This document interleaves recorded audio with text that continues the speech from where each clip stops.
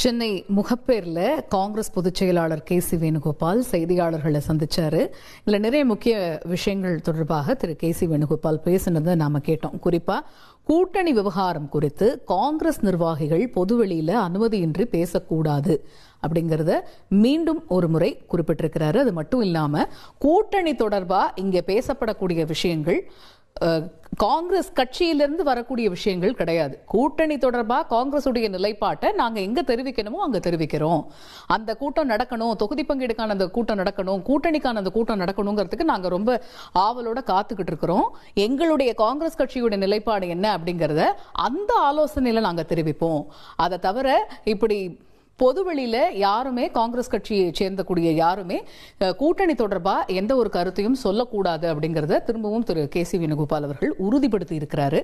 அது மட்டும் இல்லாம கூட்டணி பற்றி வரக்கூடிய கருத்துக்கள் எதுவுமே கட்சியிலிருந்து வரக்கூடிய கருத்துக்கள் இல்லை அப்படிங்கறதையுமே தெளிவுபடுத்தி இருக்கிறாரு. இது பற்றிய கூடுதல் விவரங்களை எமது செய்தியாளர் சதீஷ் முருகன் விவரிக்க கேட்போம். சதீஷ் முருகன், திரு KC வேணுகோபால் அவர்கள் பேசினதை நீங்களும் கேட்டிருப்பீங்க. இதுல நிறைய முக்கியமான விஷயங்கள் சொல்லியிருக்கிறாரு. இந்த கூட்டணி பேச்சுவார்த்தைக்காக நாங்க ஆவலோட வெயிட் பண்ணிக்கிட்டு இருக்கிறோம், எப்ப நடத்த போறாங்க அப்படிங்கறதுல. சோ அந்த கூட்டணி பேச்சுவார்த்தை நடத்தும் போது காங்கிரஸ் கட்சியோட நிலைப்பாடு என்ன அப்படிங்கறத அங்க நாங்க உறுதியா வலியுறுத்துவோம்.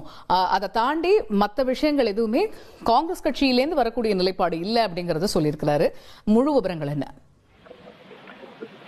வணக்கம்.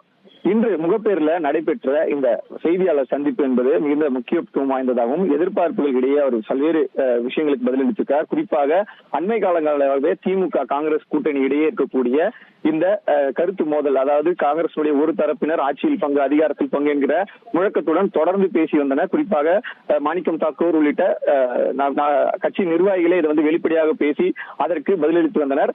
இந்த நிலையில தான் அண்மையில் பேசிய முதலமைச்சர் தமிழகத்தில் இது ஒத்து வராது என்பதை தெளிவாக தெரிவித்து விட்டார். ஆனால் அதற்கு பிறகாகவும் தொடர்ந்து காங்கிரஸ் கட்சியில ஒரு பகுதியினர் இதை முன்வைத்து வந்தனர். இந்த நிலையில தான் புதிதாக தேர்ந்தெடுக்கப்பட்ட 77 மாவட்ட தலைவர்களுடைய கூட்டம் என்பது இன்று முகப்பேரில் இருக்கக்கூடிய தனியார் மண்டபத்தில் நடைபெறுகிறது. இந்த ஆலோசனை கூட்டம் என்பது அகில இந்திய அமைப்பு பொதுச் செயலாளர் KC வேணுகோபால் தலைமையில் நடைபெறுகிறது. எதிர்வரக்கூடிய இந்த தேர்தலை முன்னிட்டு நடைபெறக்கூடிய இந்த ஆலோசனை கூட்டம் மிக முக்கியத்துவம் வாய்ந்ததாக கருதப்படுகிறது. இந்த கூட்டம் நடைபெறுவதற்கு முன்னதாக செய்தியாளர்களை சந்தித்த வேணுகோபால் பல்வேறு கருத்துக்களை கூறியிருக்கிறார். மிக தெளிவாக சொல்ல வேண்டும் என்றால் வெளிவரக்கூடிய கருத்துக்களை தெளிவுபடுத்தியிருக்கிறார் என்றுதான் கூற வேண்டும்.